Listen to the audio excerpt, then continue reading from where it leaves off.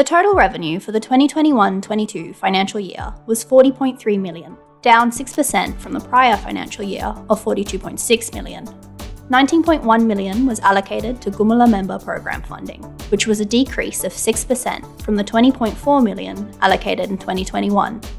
The future fund value increased to $158 million from the $156 million value of 2021, and our membership grew to 1,991 approved adult members and beneficiaries. We received $32.5 million from the Yandi land use income, which was a 12% decrease from the $37.1 million received in 2021. We had $7.8 million come in from investment revenue. This supported the operating expenses of GAC and GIPL, which totaled $8.4 million, including the $1.9 million spent on member consultation and travel payments. The net operating expenses was $6.5 million, which was fully covered by the investment revenue, allowing the Yandi payments to flow through to the maximum benefit for our members, with $19.1 million allocated to member funding and $12.7 million allocated into the future fund and the investments held. The full history of the Yandi income shows the extent it can fluctuate. This doesn't recognise the recent acknowledgement of underpayments by Rio Tinto, which will not be included until the matter is resolved. GAC, as manager, is working to get the best outcome for members and beneficiaries through this process with Rio Tinto. GAC and GIPL are working together to maximise funding outcomes for our members. As you can see, the funding allocation across the financial year shows operating costs only consumed 21% of total revenue. After we factor out the operating expenses for member consultation and travel payments, operating costs are closer to only 16% of the revenue, allowing more to be used to fund member programs for the short and medium-term benefit and investments for the long-term benefit.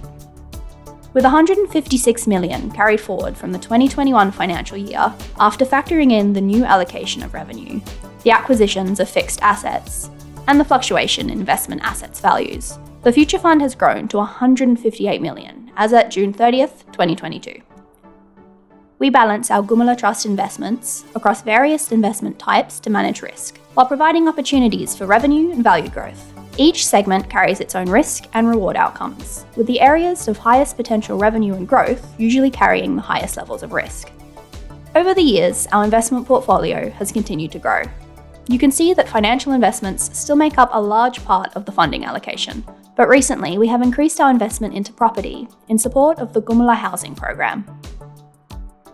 $35 million was brought forward from the 2021 financial year for member program funding, with $22 million spent on member programs and $2.4 million spent on emergency payments for beneficiaries.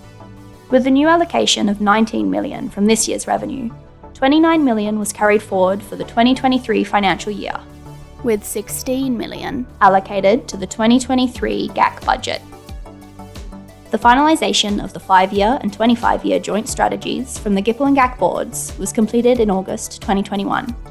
Out of the 5-year joint strategic plan, some key goals we would like to highlight include piloting a social housing program, investigating the feasibility of dedicated GIPL housing or accommodation for members travelling for medical reasons to Perth and Port Hedland medical facilities, and to manage the benefits from the Future Fund to optimise revenue and growth and increase social outcomes delivered. As of the current time, we have a total of 40 houses in use, with 11 properties in Hedland, 17 in Karratha, 6 in Tom Price, and 6 in Perth.